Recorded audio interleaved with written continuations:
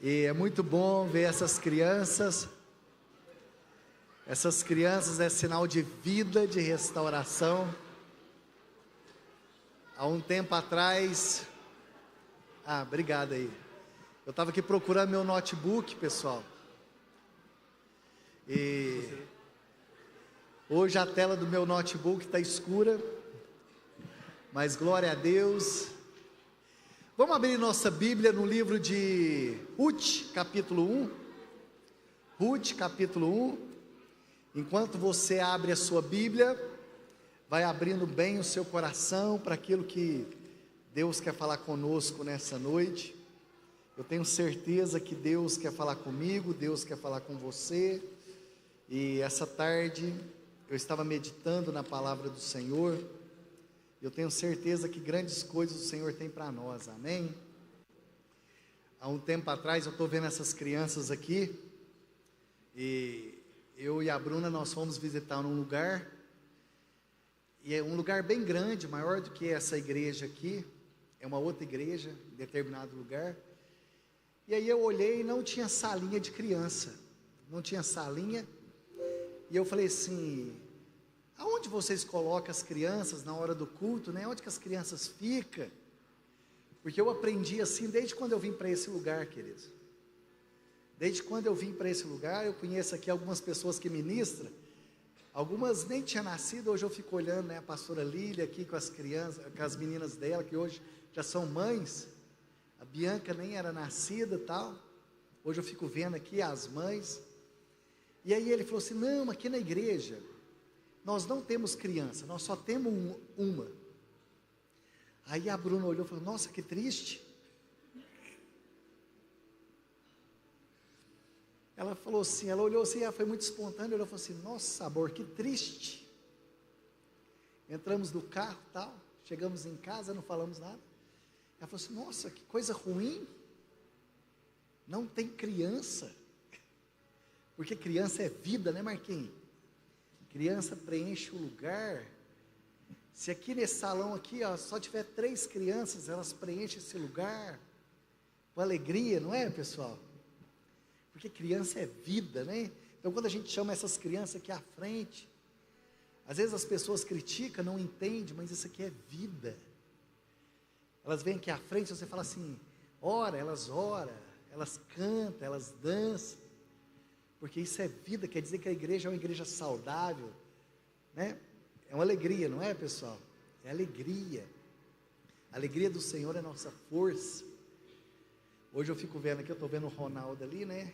Acho que a Bianca foi levar a petitinha, não foi, a Isabela? Quando eu conheci a pastora Lília, mas o pastor Paulo, ainda nem tinha a Bianca. Hoje a Bianca é mãe. Eu olho e falo assim, gente, esse povo está ficando velho. Muitos não entenderam, né? Esse povo está tudo ficando velho. Mas glória a Deus. Pessoal, coloca aí para mim o livro de Ruth, capítulo 1. Sim. Pede só para deixar um pouquinho mais baixo. Glória a Deus. Vamos lá, Ruth, capítulo 1, diz assim. Nos dias em que julgava os juízes, houve fome na terra. E um homem de Belém de Judá saiu habitar na terra de Moabe, com sua mulher e seus 2 filhos. Verso 2. Este homem se chamava Elimeleque, e sua mulher, Elimeleque significa, o Senhor é meu Deus. E sua mulher Noemi, que significa doçura, Noemi significa doçura. Seu filho se chamava Malom, que significa doença, e Quilion significa enfermidade. Efrateus de Belém de Judá, vieram à terra de Moabe e ficaram ali. Verso 3. Morreu Elimeleque, marido de Noemi, e ficou ela com seus 2 filhos, os quais casaram com mulheres moabitas. Era o nome de uma órfã e o nome da outra era Ruth, e ficaram ali quase 10 anos. Morreram também ambos, Malom e Quilion, ficando assim a mulher desamparada dos seus 2 filhos e de seu marido. Senhor, obrigado por essa noite. Obrigado pela Tua palavra que é viva, a Tua palavra que é eficaz, que essa palavra penetre o mais profundo da nossa alma, do nosso coração, que o Senhor esteja falando conosco nessa noite, que o Senhor fale ao nosso coração, tira de nós, Senhor, toda ansiedade, toda preocupação, mas que essa palavra penetre o mais profundo da nossa alma, que a nossa fé seja esticada, alongada, segundo a Tua palavra, em nome de Jesus. Queridos, esse é um texto muito interessante. Esse tempo aqui que vivia Noemi era um tempo de desespero. E quando você vai no livro de Juízes, capítulo 21, a palavra diz que os homens faziam o que eles bem desejavam no coração. E a Bíblia diz que a terra foi assolada por um problema financeiro, porque a Bíblia diz que houve fome sobre a terra. E eu fico pensando, né, queridos, o coração dessas pessoas, o que estava acontecendo ali. E uma das coisas que eu vejo nesses dias, talvez um dos maiores desafios para nós, queridos, é nós convivermos em unidade.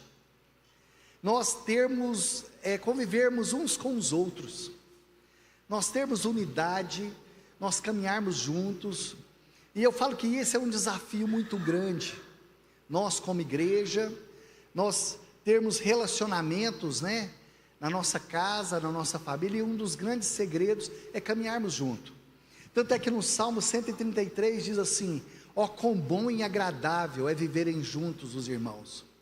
É como o óleo precioso sobre as barbas de Arão, sobre as suas orlas, é como o orvalho de Hermon sobre os montes de Sião, porque ali o Senhor ordena a sua bênção e a vida para sempre. Há um segredo na unidade, há um segredo quando nós nos reunimos. Talvez um dos grandes segredos é nós convivermos juntos. Mas o homem, quando o pecado ele entrou na humanidade, o pecado fez duas coisas: separou o homem de Deus, e também ele quebrou os relacionamentos das pessoas. Porque as pessoas, elas se relacionam desde quando aquilo não infringe os meus desejos, os meus anseios, aquilo que eu quero, aquilo que eu desejo para a minha vida. Eu convivo bem, né? Vamos supor, com a Sheila, desde que ela não discorde de mim. As pessoas é assim, não é? Nós convivemos bem desde que não discorde de mim. Nós não podemos discordar, né? Nós temos opinião diferente. Às vezes as pessoas chegam para nós e falam assim: não, eu vim conversar com você porque você pensa igual a mim. Eu olho e falo assim: não penso igual a você. E quando você fala assim: eu não penso igual a você, as pessoas já não te olham com os bons olhos. E hoje eu quero falar um pouquinho com vocês sobre relacionamentos. Relacionamentos familiares, relacionamento homem e mulher, relacionamento filhos, relacionamentos de irmãos, relacionamento no trabalho. E esse texto, ele traz alguns segredos para mim e para você. E é muito interessante. Coloca para mim o título da palavra. Olha só, você que gosta de anotar: coração em pedaços e seguindo em frente. Queridos, quem nunca teve o coração em pedaços? Quem nunca teve o coração dilacerado? E deixa eu te falar uma coisa: não tem nada que quebra mais o coração do ser humano quando alianças são quebradas. Não só aliança homem e mulher. Às vezes você vai conversar com alguém e fala: não, nosso relacionamento terminou bem. Não terminou, queridos. Toda aliança que é quebrada, ela não termina bem. Sempre alguém sai ferido. Aliança entre irmãos que foram quebradas, confianças, sempre alguém sai machucado. E eu coloquei coração em pedaços e seguindo em frente. E eu vou te mostrar nesse texto como que várias alianças foram quebradas, mas como que elas conseguiram seguir em frente. Eu vou contar a história de duas mulheres, uma chamada Noemi e outra chamada Ruth. E como essas mulheres ali no meio do caos, elas sobreviveram e elas conseguiram seguir em frente. Porque eu vejo que muitas pessoas, quando elas enfrentam lutas, dificuldades, elas ficam paralisadas no meio do caminho. Muitas pessoas param no meio do caminho e não conseguem seguir em frente. Então elas ficam paradas, algumas ficam ali, como se diz, né, com o coração dilacerados e não conseguem romper na vida, porque alianças foram quebradas, relacionamentos foram quebrados, e eu coloquei várias coisas aqui, né, nesse texto, e hoje meditando aqui, eu pude ver aqui várias coisas nesse texto que me chamam a atenção, mas o Senhor nos ensina a nos relacionarmos uns com os outros, e não tem nada mais que nos mostra nosso Senhor Jesus. Você pode ver que o Senhor é Deus de relacionamento, a gente vê Deus Pai, Deus Filho, Deus Espírito Santo, e o Senhor nos desafia a relacionar bem com as pessoas, amém, queridos? Relacionar bem na nossa casa, relacionar bem com as pessoas, relacionar bem com os filhos. Esses dias eu achei uma coisa muito interessante, uma mãe comentando, né? E quando a gente se torna pai ou pais, a gente começa a ler alguns livros. Quem já falou assim, não, eu vou ser pai, os pais de primeira viagem, né? Porque diz que o segundo a gente já está carimbado, né? A gente vai ler, vai aprender. Alguém aqui foi buscar ensinamentos, foi ler, falou, não, a hora que você vai disciplinar, para cada idade você deixa 1 minuto de castigo. Quem aprendeu dessa forma, queridos? Assim, não é? E a gente aprende, a gente lê, para cada minuto você põe de castigo, você põe lá no cantinho do pensamento, ó, você vai refletir nisso que você fez, que você falou, e você vai ficar aqui sozinho para você aprender. E aí essa mãe contando tal, e essa criança aprontou, tinha 5 anos de idade, e ela falou, agora eu vou disciplinar, do jeito que eu aprendi, viu, Alessandro? Vou pegar, vou colocar ela no cantinho, 5 minutinhos, viu, Cintia? E ela abriu a porta lá do lugar que ela separou. A hora que abriu a porta, a criança olhou para ela e falou assim, que você fica aí sozinha para você aprender. Fechou a porta e entrou ali para o cômodo, e dizia que ficou do outro lado assim, parada, chorando. Falou assim, ele não falou isso para mim. E aí passou os 5 minutos, ela abriu a porta e falou assim, filho, você já pode vir. Ela falou assim, que você fica aí sozinha para você aprender agora. E às vezes, né, nós não aprendemos, Marquinhos, com os livros, né? E aí cada um tem as suas experiências e precisa aprender. E aqui nesse texto eu quero te mostrar algumas coisas muito interessantes sobre relacionamentos. Algumas perdas, alianças que foram quebradas. Às vezes aliança que foi quebrada entre irmãos, aliança que foi quebrada no casamento, alianças que foram quebradas ali, e o seu coração ficou o quê? Despedaçado. E quantas vezes o nosso coração está despedaçado, mas nós precisamos o quê? Seguir em frente. Amém, queridos? E eu vou mostrar como o coração dessas mulheres foram quebrados. Coloca o próximo para mim. Coloca o próximo. Como seguir em frente com o coração despedaçado. Queridos, quando seu coração está dilacerado, eu não vou perguntar, não quero que ninguém levante a mão, mas talvez você veio nesse culto hoje com o seu coração em pedaços, com o seu coração dilacerado. E aqui diz assim, coloca o próximo para mim, fazendo um favor, os meninos. E o fim de um relacionamento não é o fim da nossa história, amém, queridos? Não é o fim da nossa história. Às vezes a perda de alguém que você amava, talvez a perda de um ente que você muito amava, aquela pessoa que você tinha um afeto e de repente essa aliança foi quebrada. Eu tenho certeza que todos nós aqui já perdemos alguém que nós amávamos tanto, mas isso não pode ser o fim, né? Isso não pode ser um fim da nossa história. Nós precisamos seguir em frente, amém? E eu fico vendo como que Deus transformou o caos em testemunho. Eu quero te dizer que Deus pode transformar a nossa história em testemunho, amém? A nossa história, sabe, então as pessoas elas amam de acordo que elas foram amadas, e muitas pessoas elas não sabem. Então eu fico olhando aqui, coloca o próximo para nós, e eu quero te mostrar alguns conselhos, né, e alguns conselhos para o fim de um relacionamento, quando esses relacionamentos são quebrados. É tão interessante que aqui, a Bíblia fala que essa mulher, ela perdeu o marido, ela perdeu o filho, 2 filhos, e de repente essa mulher se viu sozinha.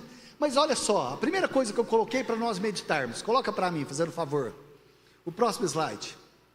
Sinta a dor sem se afundar. Lá em Ruth capítulo 1, versículo 14 diz assim, então de novo choraram em alta voz.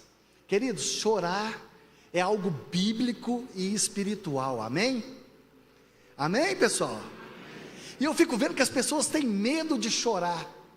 Não tenha medo. E a Bíblia diz aqui para mim: então choraram em alta voz. A minha versão diz: e choraram de novo. E as pessoas têm medo de abrir o coração e de chorar. Chorar é algo espiritual. Eu fico olhando em 2 Samuel capítulo 12. A Bíblia fala que Davi, ele estava lá com um filho enfermo. E a Bíblia fala que Davi, ele chorou, ele colocou os joelhos no chão. A Bíblia fala que Davi, ele chorava na presença do Senhor. Então chorar é algo que é espiritual, é algo bíblico. Quando você vai em João capítulo 11, certa vez chegaram para Jesus e falaram assim: olha, o seu amigo Lázaro está morto, aquele em quem você ama. E fala que Jesus ainda esperou alguns dias. Então quando fala que você ama, a pessoa tem um senso de urgência. E depois você vai ver lá no versículo 35, quando Jesus chega, já fazia 4 dias, e perguntaram assim para ele: aonde, né, se o Senhor estivesse aqui? E ele pergunta: onde colocaram? E a Bíblia fala que Jesus, ele chorou. O Senhor chorou pelo seu amigo. Certa vez Jesus estava chegando em Jerusalém, quando ele estava descendo ali o Monte das Oliveiras, chegando, ele olha para Jerusalém e fala: Jerusalém, Jerusalém, quantas vezes eu quis ajuntar a galinha quando ajunta os pintinhos, e vocês não quiseram. Mas vai chegar o dia que vocês vão desejar, que vocês vão querer a paz. Então chorar, queridos, é algo espiritual. E eu fico vendo aqui, né, para nós meditarmos nessa noite. Às vezes nós temos medo de chorar, nós temos medo de abrir o nosso coração. E eu olho aqui, né, então, várias coisas que eu fico vendo, por momentos ali do passado. Às vezes nós ficamos de ressaca, né? Nós vamos chorar, nós pegamos em uma série chamada Virgin Rivers, é isso? Alguém pode falar para mim? É isso aí mesmo, é Virgin Rivers. E é isso mesmo. Aí você pega ali seu saquinho de pipoca, pega a sua Netflix e fala assim: não, agora eu vou curtir a minha fossa, né? Eu não sei, quem já assistiu essa série? Deixa eu ver. Vocês sabem do que se trata, né? Que é uma mulher que se divorciou e vai morar na cidade, depois vai... O marido dela morreu, né? E depois ela vai cuidar ali naquela cidade ali da Califórnia. E o marido dela morreu, né? É isso mesmo. Não conta não. E ela vai cuidar ali e tal. Mas quantas vezes, né, pessoal? Às vezes as pessoas ficam aí com ressaca, né? E falam: não, eu não quero ver mais nada, não quero fazer mais nada. Querido, nós podemos chorar, mas nós não podemos ficar aprisionados nessa dor. Sabe, por mais que o chorar é terapêutico, né, Alessandra? Chorar é terapêutico, né? Às vezes as pessoas chegam e falam assim: não, não chora não, chora. Quer chorar, chora.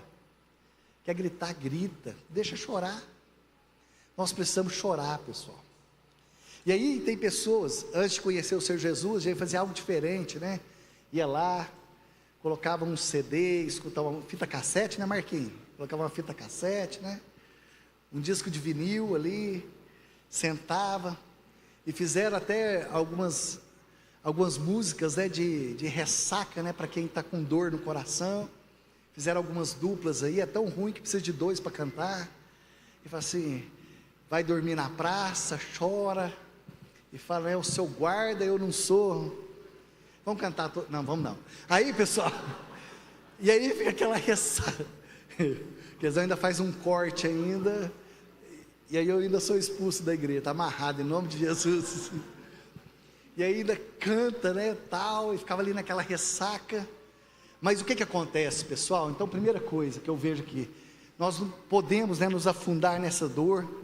Mas uma coisa que eu vejo, né, levantar também faz parte da nossa fé, amém, queridos? Nós podemos chorar, mas levantar também faz parte do quê? Da nossa fé. Coloca o versículo 6 para mim, coloca o versículo 6, nós podemos chorar, nós podemos clamar. Coloca o versículo 6 para mim, Ruth 1,6, Mas olha só, então se dispôs ela com suas noras e voltou da terra de Moabe, porquanto ela ouviu que o Senhor se lembrava do seu povo, dando-lhe pão. Versículo 6. Versículo 6 agora. Então ela se dispôs. Versículo 7. Saiu, pois, ela com suas 2 noras do lugar onde estivera, indo ela a caminho. Queridos, chorar pode, mas nós não podemos ficar prostrados naquele lugar. E a Bíblia fala que elas se dispuseram a sair daquele lugar, amém? Então nós podemos chorar? Podemos chorar. Nós passamos por luta? Passamos por luta. Nós não podemos ficar prostrados naquele lugar. E a Bíblia fala que elas se dispuseram a sair daquele lugar. E Deus quer nos tirar daquele lugar, amém? Deus quer nos tirar desse lugar. E nós precisamos então aprender o quê? A nos levantar. Nós precisamos aprender a nos levantar. A Bíblia conta em 1 Samuel capítulo 1, a história de uma mulher chamada Ana. E a Bíblia fala que essa mulher, a Bíblia fala que entrava ano e saía ano. Coloca para mim 1 Samuel capítulo 1, versículo 10. A Bíblia fala que essa mulher era estéril, e ela não podia ter filhos. E a Bíblia fala que essa mulher, ela chorava. Olha só, levantou-se Ana com amargura de alma, e orou ao Senhor, e chorou abundantemente. Essa mulher chorou, mas até o dia que ela se levantou. Então nós podemos chorar, mas nós também precisamos aprender a nos levantar. E essa mulher aprendeu o quê? A se levantar. Coloca para mim o versículo 15. Versículo 15. Olha só que interessante. Porém Ana respondeu: não, Senhor meu, eu sou mulher atribulada de espírito, não bebi, que ele achou que ela estava bêbada, nem bebida forte, porém venho derramando a minha alma perante o Senhor. O que eu coloquei aqui? Então ela deu voz à sua dor. Essa mulher, ela aprendeu a dar voz ao quê? A sua dor. Então o dia que ela deu voz à sua dor, ela só ficava chorando. Mas um dia ela deu voz à sua dor. E a Bíblia fala que aquela mulher, ela se levantou. Por mais que ela estava ali prostrada, chega o dia que nós temos que tomar o quê? Uma atitude. Essa mulher então, ela tomou uma atitude. E eu quero te mostrar aqui, coloca para mim o próximo slide, fazendo favor. E o processo da dor, coloca para mim. Deixa eu só te mostrar o processo da dor. Então o processo da dor é mais ou menos assim, ó. Primeiro você sente, você reconhece. Depois que você reconhece, você ora. E você lamenta. Depois que você lamenta, você levanta e você espera, amém? Então depois que você lamenta, tanto é que tem um livro chamado Lamentações na Bíblia. Então primeira coisa, você reconhece. Aonde é que está trazendo dor no meu coração? Depois que você reconhece, Ana sabia o que trazia dor, ela não tinha filho. O que ela fez? Ela orou. Depois que ela orou, ela se levantou. Depois que ela lamentou, depois que ela lamentou, ela se levantou. Depois que ela se levantou, ela esperou no Senhor, amém? Então saber esperar no Senhor. Ana se levanta com o útero vazio, mas com o coração cheio de fé, amém? Às vezes você prostra com o coração vazio, mas levanta com o coração cheio de fé. É isso que Deus quer para mim e para você, amém, igreja? Coloca o próximo slide para mim. Coloca o próximo. Segunda coisa que eu coloquei: olhe para dentro sem se enganar. Olhe para dentro de você sem se enganar. Às vezes as pessoas, elas olham para dentro delas, mas elas se auto-enganam. Não, mas eu estou passando por isso, porque o fulano fez isso. Mas a pergunta é: aonde é que eu errei? Você já fez essa pergunta? Aonde é que eu errei? Aonde é que eu cometi o erro? Então olhe para dentro, sem se enganar. Olha só: espero-eis até que viesse a ser grandes. Deixa eu só pegar minha versão. Tem uma outra versão para mim? Ruth, versículo 13. Pega outra versão para mim. Olha só, ela olha e fala assim: não, a culpa é do Senhor. Ela tem uma visão errada. Isso, espero-ei até que viesse a ser grandes. Então fala dos filhos, né? Porque ela estava esperando. Tomardes marido? Não, filha minha, porque por vossa causa a mim me amarga ter o Senhor descarregado contra mim a sua mão. Ela fala assim: não, eu estou assim porque Deus é contra mim. Então ela tem uma visão errada. E é tão interessante, querido, quando nós temos o coração amargurado, nós temos uma visão errada do que está acontecendo à nossa volta. E eu fico vendo aqui, né, essa mulher, ela tem uma visão errada. E ela fala: olha, o que eu fiz para contribuir com isso? O que eu fiz de errado? Às vezes nós precisamos pedir perdão, cuidado com a narrativa que está contando para si mesmo. Às vezes a nossa narrativa é enganosa, nós tentamos enganar a nós mesmos. Eu acho tão interessante, esse tempo eu estava conversando com uma senhora, e eu falei assim: mas o que aconteceu? Ela olhou para mim e falou assim: pastor, a culpa foi minha. Até ontem eu achava que a situação era por causa de algumas pessoas, mas hoje eu consigo ver que a culpa foi minha. Queridos, às vezes a gente admitir que o erro foi nosso, não é, queridos? É fácil. É fácil, gente? Não é fácil. Você falar assim: não, essa atitude não está certa. Quantas vezes, pessoal, vamos fazer uma terapia aqui de grupo aqui com as psicólogas que estão aqui. Vamos fazer a terapia de grupo, né? Vamos, né? Quantas vezes, quem aqui nunca falou assim: por que eu fui abrir minha boca? Por que eu não fiquei com a minha boca fechada? Eu poderia ter evitado tanta coisa. E aí, queridos, às vezes nós temos uma visão e nós começamos a enganar nós mesmos. Nós começamos a ter uma narrativa errada. E quando eu olho aqui, né, ela fala assim: olha, foi Deus. Cuidado com essas narrativas que nós contamos, né? Narrativas enganosas. Às vezes nós precisamos pedir perdão. Às vezes nós precisamos deixar de sabotar a nós mesmos. E aqui outra coisa, né? Outra coisa que eu vejo, coloca o próximo slide para mim, coloca o terceiro. Coloca o próximo slide. Combata a amargura. A Bíblia diz assim: porém ela dizia: não me chames Noemi, mas me chamai de Mara, porque com grande amargura me tem dado o Todo-Poderoso. Queridos, essa mulher, o nome Noemi significa doçura, formosura. Mas por causa dessa visão errada, ela fala assim: olha, a partir de hoje me chama de Mara. Mara significa amarga. Eu não sei se você já conviveu com pessoas amargas. Quando você vai lá no livro de Hebreus, capítulo 12, o autor de Hebreus diz assim: não deixai com que a raiz de amargura, ela cresça dentro do seu coração, no qual tirai a paz. Você pode ver que uma pessoa amargurada, ela atrapalha todo ambiente que ela chega, queridos. Ela atrapalha todo ambiente. Aonde ela chega, você pode ver e falar: não, fulano chegou. Eu tenho certeza que na família de vocês não tem ninguém assim. E quando ela chega, ela caça confusão. Você pode ver que uma pessoa amargurada, ela caça confusão.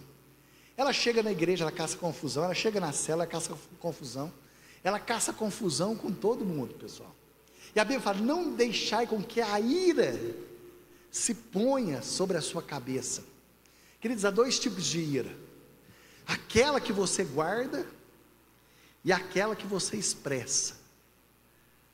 E todas duas é prejudicial à nossa vida. Então aqui, queridos, o que eu vejo, né? Combata a amargura.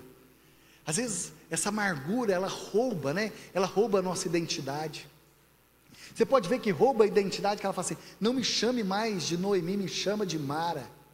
Rouba quem nós somos, a nossa identidade em Deus, rouba o nosso propósito, rouba a nossa alegria.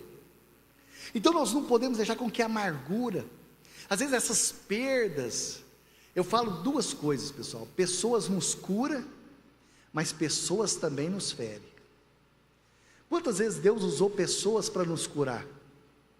Mas quantas vezes você também já se deparou com pessoas que também te feriram, pessoas que te machucaram? E aqui, queridos, o que eu coloquei, né? Nós precisamos combater essa amargura no coração. E nós precisamos colocar, né, o nosso passado no devido lugar. Tem um livro muito interessante Eu não sei se está aí, coloca o próximo slide para mim. Isso. Alguém já leu esse livro? Alguém já leu? Você já leu, Cíntia? Colocando o seu passado no seu devido lugar. Eu recomendo esse livro, é muito bom, pessoal. Quando você coloca o seu passado no devido lugar. O seu passado não tem jeito de ser mudado, mas o seu futuro pode ser escrito de uma forma diferente, amém? Então quando você coloca o seu passado no devido lugar, coloca o próximo para mim, fazendo um favor, coloca o próximo. Ruth 16 diz assim, porém Ruth não insiste, Noemi não queria caminhar com Ruth, e ela fala assim, onde tu fores eu irei, onde tu repousares eu repousarei, o teu povo é meu povo, o teu Deus é o meu Deus. Essa declaração, pessoal, foi feita de uma nora para uma sogra, amém? Foi feita de uma nora para uma sogra. Procure caminhar sempre com alguém, não caminhe sozinho. A depressão sempre acha alguém solitário.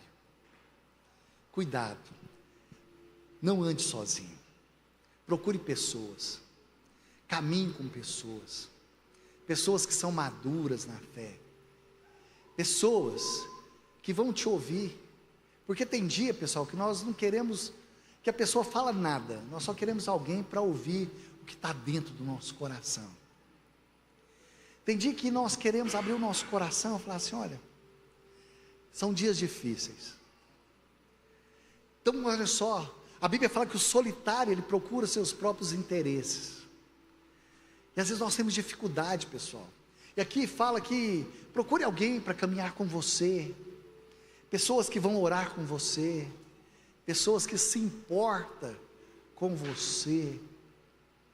Eu lembro um amigo meu de infância, e eu lembro um dia chegando em casa, eu ainda morava com a minha avó, e eu tinha saído com os jovens, então eu cheguei, era mais ou menos umas 2 horas da manhã em casa, e aí ele estava sentado assim na calçada de casa tal. Eu falei, o que você está fazendo aí? Ele falou, não, estava esperando você chegar. Eu falei, uai, o que você quer? Ele falou assim, não, é porque amanhã eu vou casar, eu estou precisando de uma roupa. Eu falei, uai, vem cá, uai. Abri o guarda-roupa e falei assim, pode escolher aí o que você quiser, pode pegar o sapato tal. E aí tinha umas 2, 3 camisas que eu ainda nem tinha usado, sapato. E a hora que ele passava a mão, eu falava assim, essa não. Mas eu falei que ele podia pegar o que ele quisesse, né? A hora que ele levava a mão assim na camisa da Aramis, eu falei, essa não. Ele pegou o sapato, e aí ele falou assim, você vai lá amanhã? Eu falei, eu vou ver. E aí não deu certo e tal, e minha avó passou mal, eu cheguei lá, era 4 horas da tarde, e era meio-dia, e ele estava esperando. A hora que eu perguntei lá na porta, ele falou assim, eu sabia que você viria.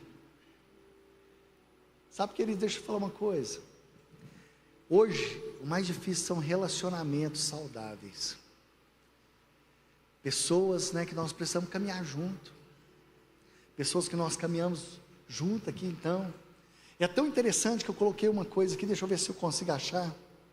Isolamento é o esconderijo da depressão. Deus usa a pessoa para segurar, né, os nossos pedaços, amém, queridos? Deus usa pessoas para segurar os nossos pedaços. A cura começa quando você deixa alguém entrar na sua vida. A cura começa a vir sobre a nossa vida. Tem um livro chamado Histórias do Meu Jardim, e nesse livro do pastor Telmo Martinello, e tem um capítulo que ele conta a história da filha dele. Ele tinha uma filha, não sei se ela tinha 5 ou 6 anos, e ele comprou um carro zero, era o primeiro carro zero dele, todo empolgado. Eu não sei se todos aqui já tiveram um carro, aquele carro dos sonhos. Ele chega em casa todo empolgado, viu, Marquinhos, com o carro, coloca na garagem, ele mostra para a esposa, e a menininha dele estava brincando na garagem, junto com a amiguinha, e ele falou assim, eu vou tomar um banho, a hora que eu sair do banheiro, nós vamos dar um passeio nesse carro. E ele está lá tomando banho e tal, de repente ele escuta assim, pá! Ele falou assim: não, não é meu carro. Não é meu carro, não é meu carro, não é meu carro. De repente, passa uns minutinhos, a esposa dele bate na porta e fala assim: amor, você vai demorar muito? Ele falou: não, já estou saindo. E ele ficou muito brabo ali e tal. E ele começa a orar ali debaixo do chuveiro. E ele sai do chuveiro ali e tal, ele troca de roupa. E quando ele chega na garagem, a criança dele estava brincando com a amiguinha, pegou uma pedra, tacou e quebrou o para-brisa do carro. O para-brisa quebrou. E quando ele olha, a menininha dele estava agachada assim, tremendo e chorando. E ele olha para a criança dele, pega, senta no chão, põe ela no colo e fala assim: filha, sabe esse vidro? O papai pode comprar outro, mas você é a única e exclusiva do papai. Não fica assim não. Não fica assim. Pode ficar despreocupado que o papai vai resolver isso aqui. E o título desse texto chama Vidros Quebrados. E ele olha e fala assim: você é mais preciosa do que esse vidro que quebrou. Será que se de repente você deixar seu carro lá na garagem, a sua esposa resolve tirar o carro da garagem, você está tomando banho, né, Marquinhos? A Sheila pega o carro, você escuta assim, ó,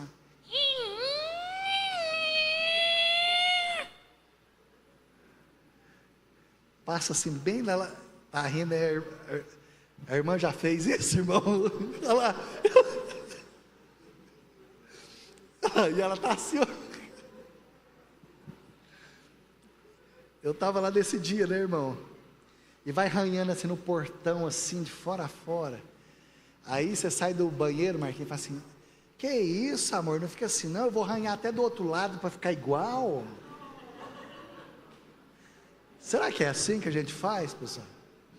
Será que pessoas são mais preciosas do que coisas? Você olha e fala assim: não fica assim.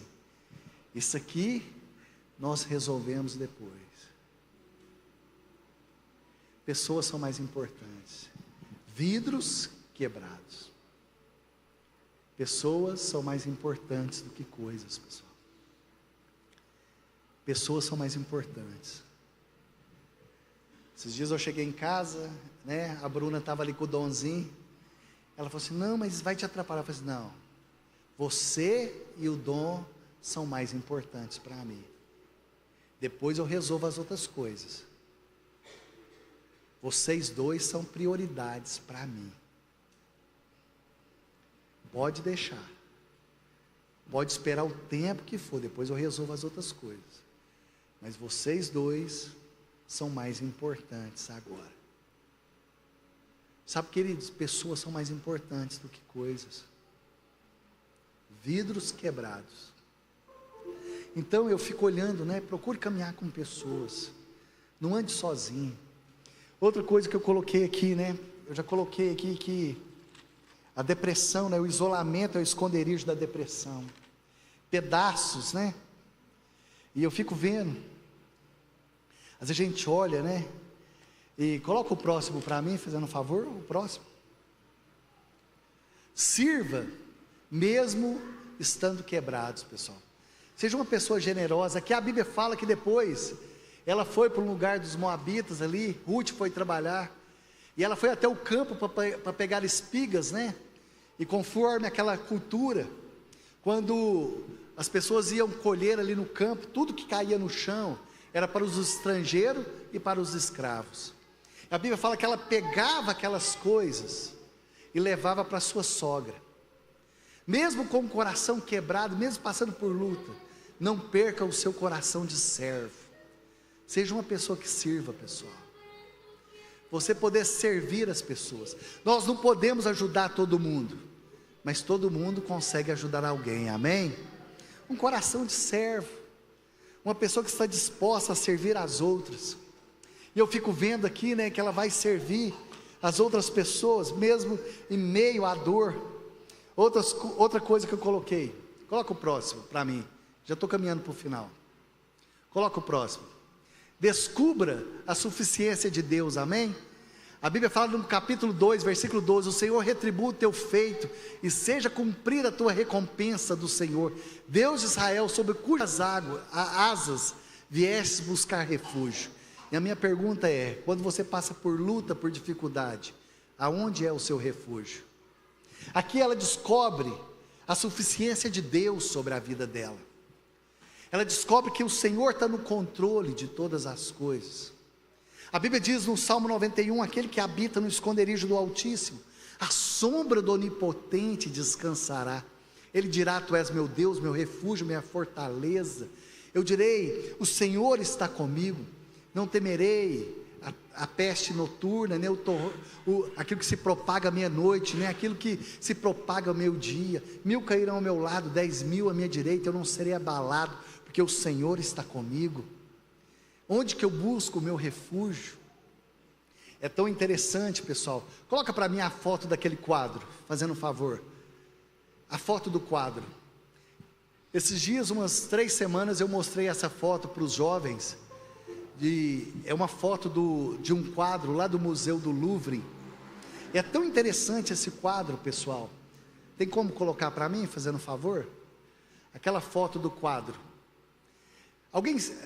Os jovens não, porque eles já sabem que eu falei para eles. Vocês sabem como que chama esse quadro?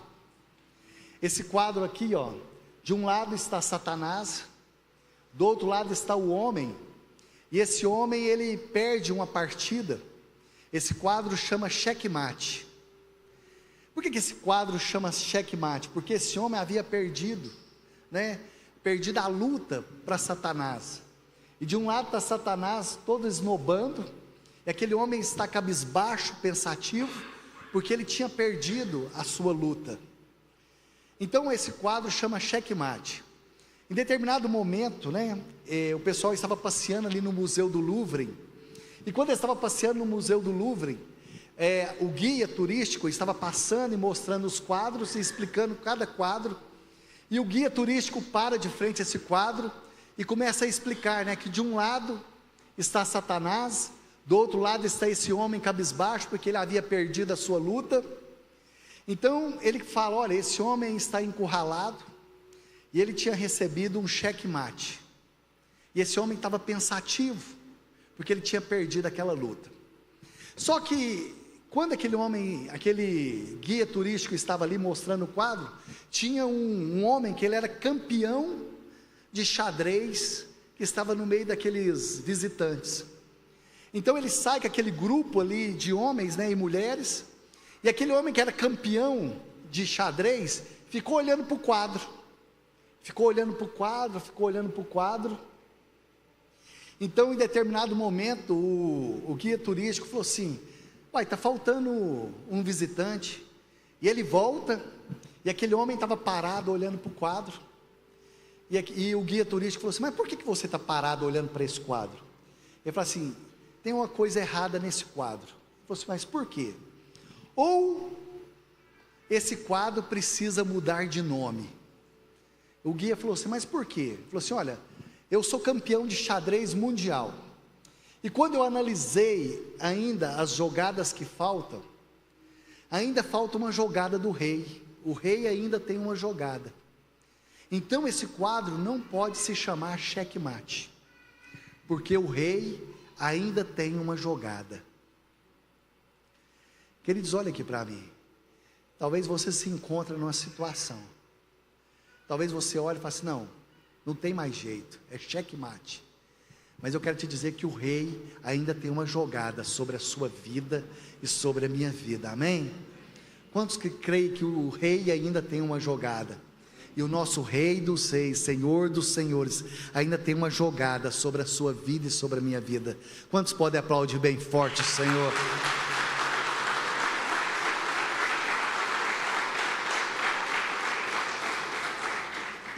Coloca para mim o próximo slide. O pessoal do louvor pode subir, fazendo um favor. E quantos creem que o Rei quer dar a última jogada sobre a sua vida e a minha vida nessa noite? Aleluia! Então, debaixo de qual asas que você está? Descubra a suficiência, aonde nós temos buscado refúgio. 7. Coloca o próximo para mim, fazendo um favor. Quem corre demais atrás de pessoas, quase sempre está fugindo de Deus. Coloquei essa frase, coloca o próximo. Quem descobre a suficiência de Deus, não mendiga migalhas emocionais por aí, amém? Coloca o próximo. O próximo, fazendo favor.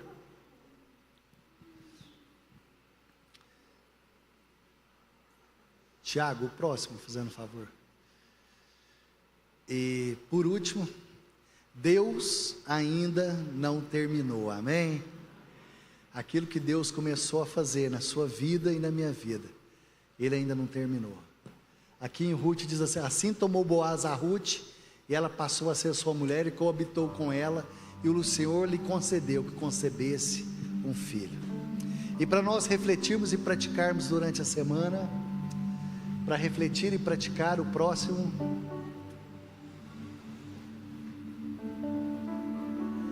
você pode ter sido abandonado por pessoas, mas nunca foi deixado por Deus, amém?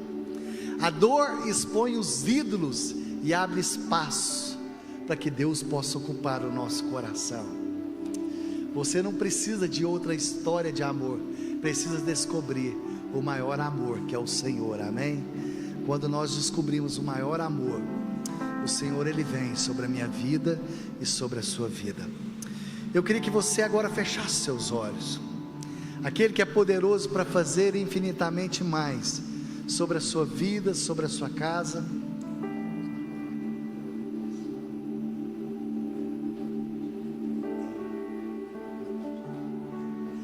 Sabe, queridos, feche seus olhos. Aquele que é poderoso para fazer infinitamente mais. Talvez você chegou aqui nessa noite, você precisa de uma intervenção sobre a sua vida, sobre a sua casa, sobre a sua família, mas o Rei tem a última jogada sobre a sua vida, sobre a sua casa, sobre a sua família. Eu quero te convidar, sabe, queridos, gastar esse tempo em oração. Comece a orar agora, colocar a sua vida, sabe, colocar as suas emoções, o seu coração na presença do Senhor. Coloque o seu coração diante do Senhor. Aquele que é poderoso para fazer infinitamente mais, aquele que nos cura, aquele que nos restaura, aquele que transforma a nossa vida, a nossa história, o Senhor Todo-Poderoso. Sabe, comece a orar pela sua família agora, comece a interceder pela sua casa, comece a orar pelos seus filhos, comece a orar pela sua saúde emocional, sabe, comece a orar. Sabe, nesses dias temos vivido dias de lutas, dias de angústia. Comece a orar, queridos, aí do seu jeito. Fala: Senhor, eu tenho vivido esses momentos, mas eu sei que o Senhor é poderoso para fazer infinitamente mais do que pedimos, mais do que clamamos. Eu sei que o Senhor pode mover sobre a minha vida, que o Senhor pode se mover sobre a minha casa. Sabe, queridos, levante a tua voz, você que está em casa, comece a clamar ao Senhor sobre a sua vida.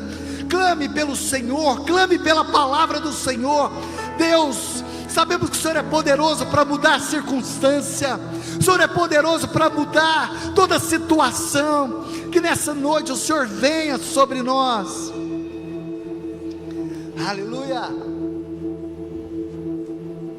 aleluia.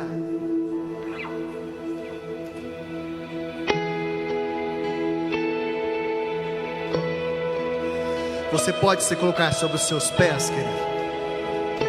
Você pode se colocar sobre os seus pés.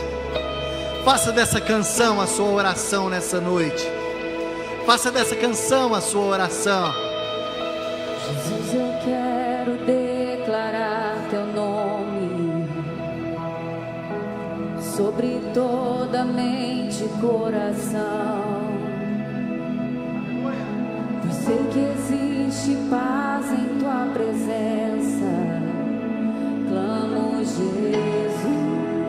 Faça dessa canção a sua oração.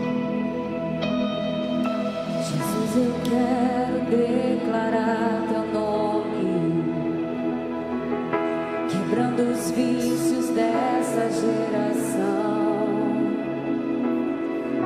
Declaro que há esperança e liberdade. Clamo, Jesus.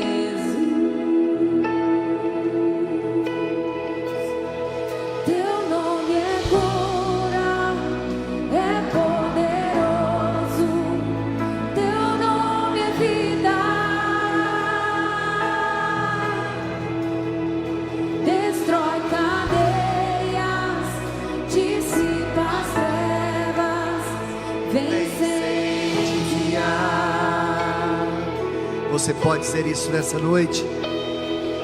Jesus, eu quero declarar teu nome sobre toda alma em depressão, ansiedade e medo saiam agora. Clamo Jesus. Declare isso sobre a sua vida. Declare essa verdade sobre a tua vida.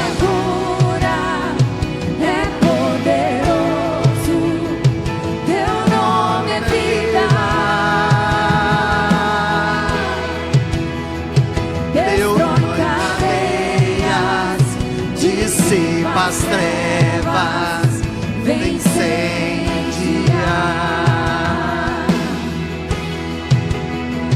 Teu nome é cura, é poderoso.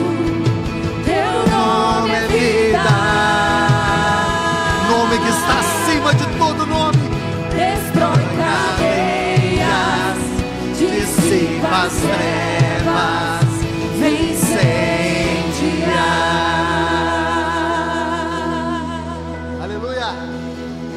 Declare pelas ruas o nome de Jesus. Sobre a escuridão Ele vai trazer a sua luz. Sobre sua família clame o santo nome Jesus. Você pode ser isso nessa noite. Declare pelas ruas o nome de Jesus. Sobre a escuridão Ele vai trazer a sua luz. Sobre sua família clame o santo nome Jesus. Teu nome é cura, é poderoso. Teu nome é vida. Destrói cadeias, Dissipa as trevas, vem incendiar. Teu nome Nome é cura, é poderoso. Teu nome é vida. destrói Cadeias, dissipa as trevas, vem incendiar.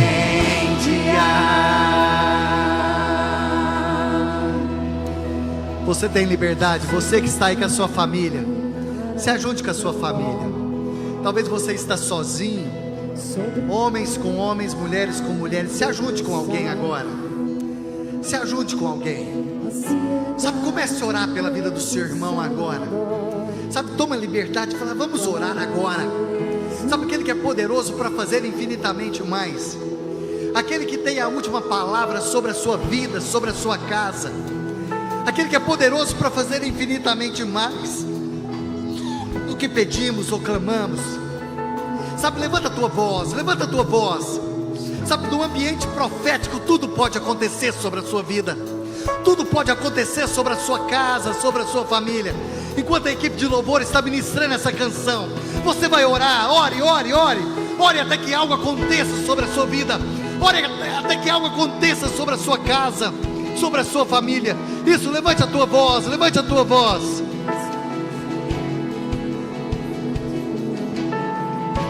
sua família clame o santo nome Jesus. Aleluia. Declare pelas ruas o nome de Jesus. Sobre a escuridão Ele vai trazer a sua luz.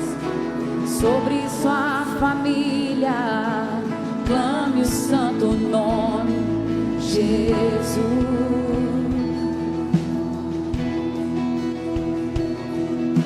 Declare pelas ruas o nome de Jesus.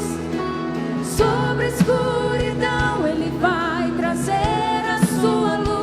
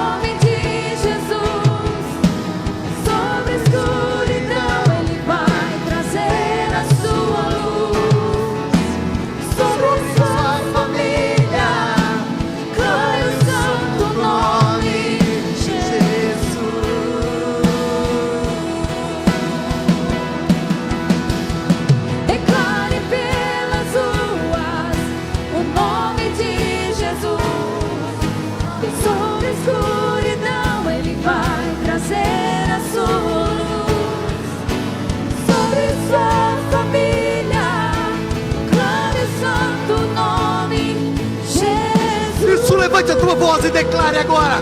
Declare essa verdade sobre a sua vida, sobre a tua casa, sobre a família.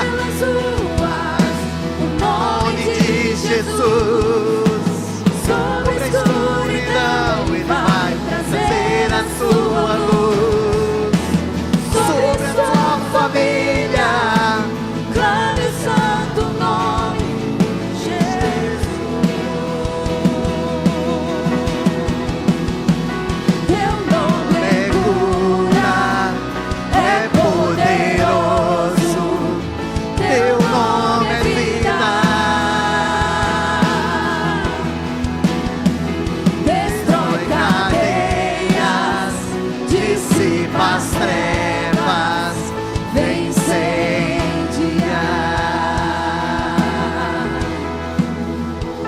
Teu nome é Cura, é poderoso. Teu nome